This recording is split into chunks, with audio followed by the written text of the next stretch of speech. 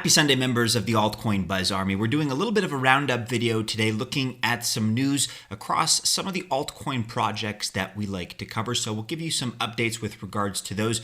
There's not really any major breaking news at the moment, but I would like to remind you of this development. If you haven't already checked it out, Goldman Sachs, of course, is entering cryptocurrency. They've requested the information. They filed the paperwork. They're in on it along with a lot of the other big banks. If you haven't yet learned about this news or you've yet to dive into it, check out Rachel's right up here on altcoinbuzz.io. Goldman Sachs looking to launch crypto custody option.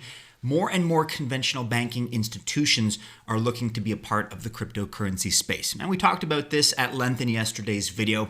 It kind of comes as no surprise. I'm not all that shocked by it. I actually called the development inevitable in a certain sense. It's positive news, don't get me wrong, but the real positivity for me comes from the secondary institutions that don't necessarily have to be in this space, but are enthusiastic to be entering it. So take a look at that video, take a look at this article. We're not going to retread too much of this news, but it is an important development. We're happy about it, despite my kind of ambiguous tone, I suppose. It's pretty good, and it's got a lot of secondary effects, again, in terms of those other companies that are going to bandwagon on the trend here and do the same thing. Similarly, this is a quasi-related topic here. Before we really launch into a lot of these altcoin updates, I also brought up the point of CBDCs recently. I think a couple of times in recent videos I brought up central bank digital currencies.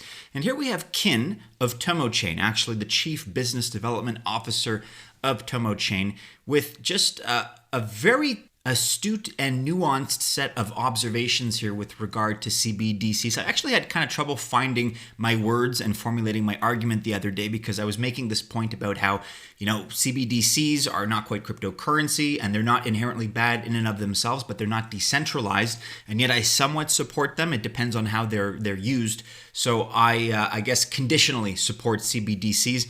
And I was suggesting some reasons as to why, and there was a larger discussion, of course, that evolved in the comments. But I think Kin really nailed it here, pointing out the nature of CBDCs, some of the benefits, some of the disadvantages as well. So let's just run through this. CBDCs are coming. Be ready. China's BSN, Blockchain Service Network, announced plans for a CBDC pilot. Ukraine, as we've discussed, is working with Stellar for a national digital currency. And Japan is pushing for 2023 a release of their central bank digital currency. Turkey is also piloting their CBDC this year in 2021.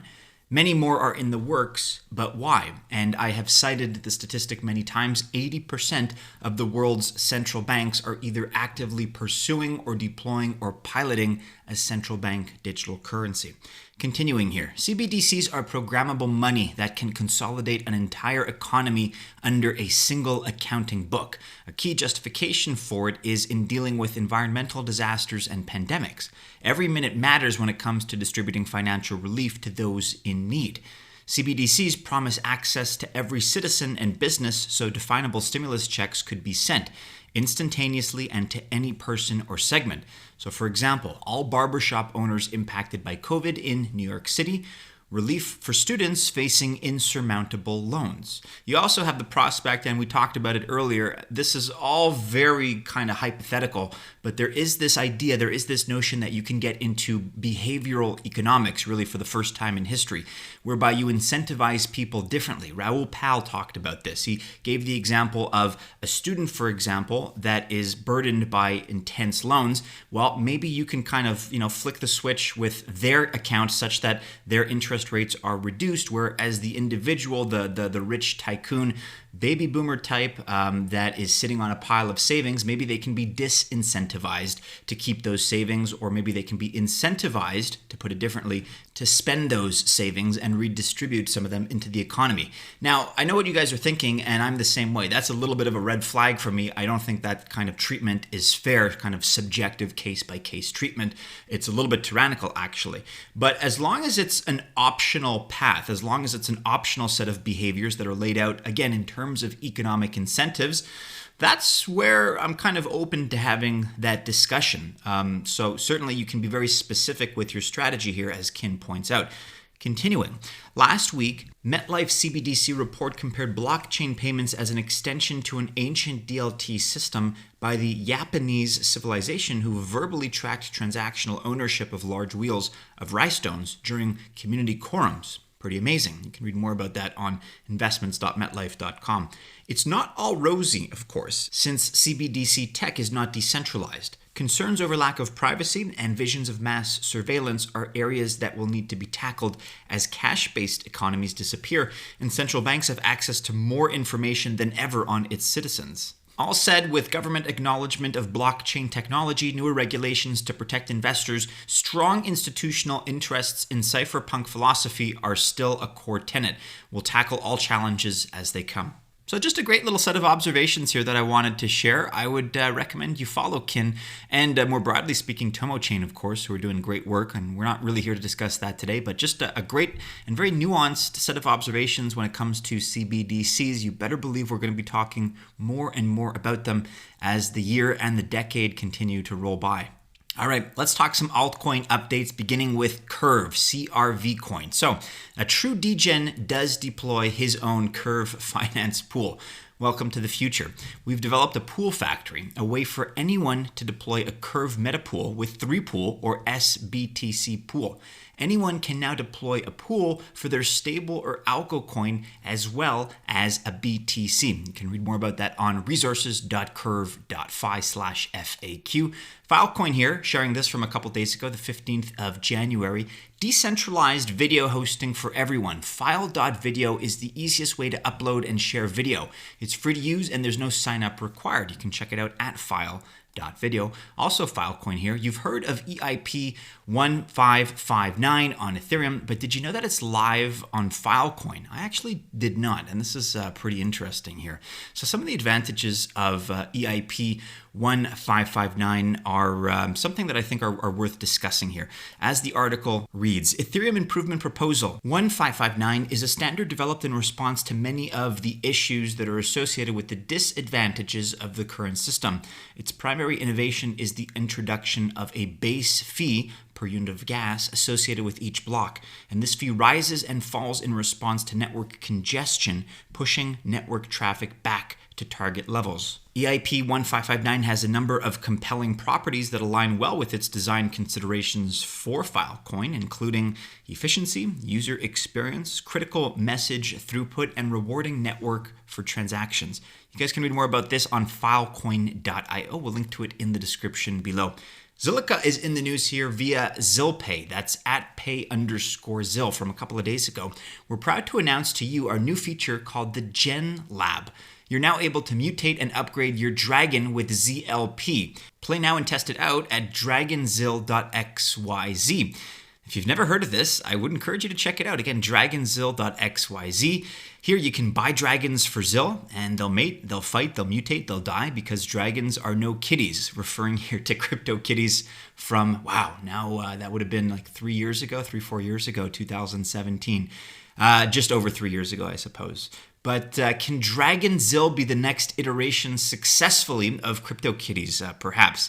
Now, look, I've not launched into this myself. I can't honestly say I have the time to do so.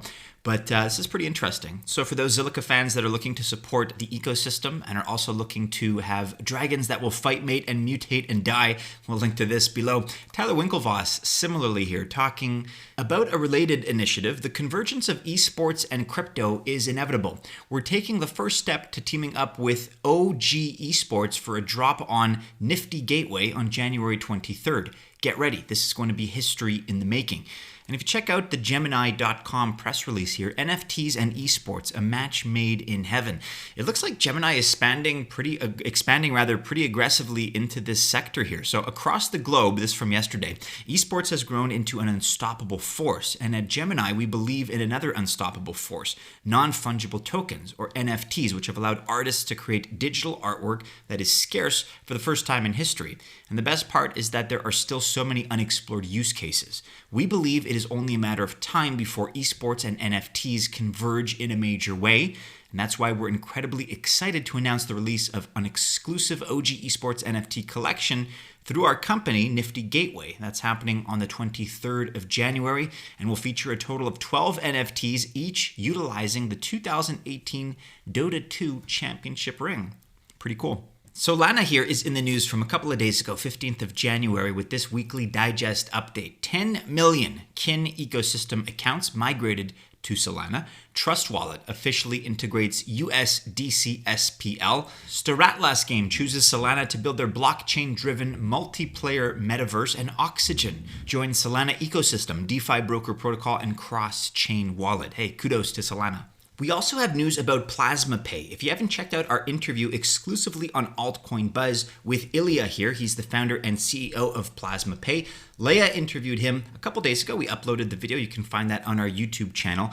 These guys have a very impressive mission right now. Effectively, what they're trying to do is to offer decentralized finance, so DeFi, to the masses. That means it has to be easy to use. That has to be intuitive. It has to be accessible, and it has to be simple, right? That's how we pursue mass adoption.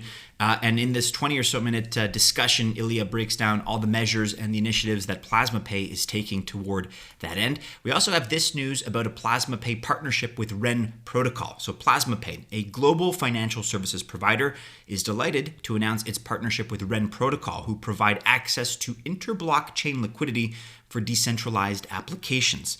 And REN Protocol bridges a range of cryptocurrencies, I think, as we all know, on the Ethereum network.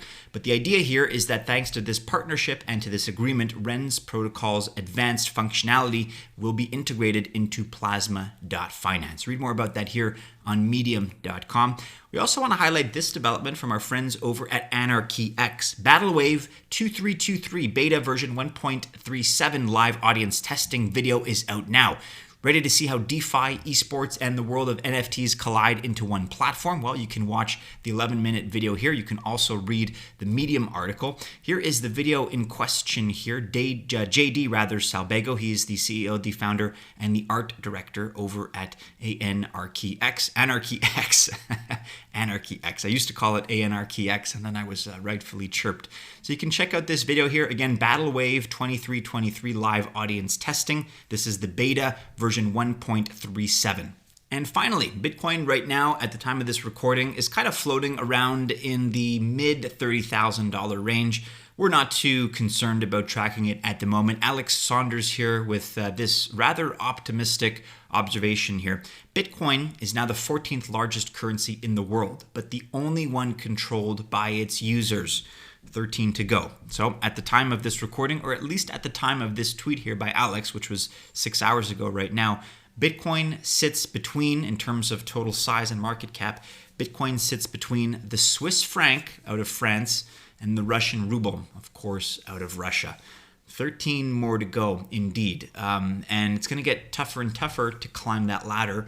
But I believe by the last calculation I saw, about a $400,000 Bitcoin would mean that it's equivalent to the US dollar in terms of total market cap. And we all know Bitcoin's going to hit $400,000 and more. So it's just a question of time. It's not a question of if, it's a question of when. So we're looking forward to seeing this list updated, 13 more times in the very near future.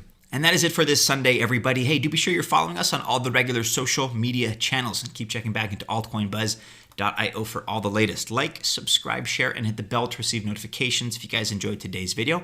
Best of luck, of course, if you choose to invest on this Sunday, members of the Altcoin Buzz Army. Stay safe out there, and as always, we do hope to see you again soon in our next video. Take care.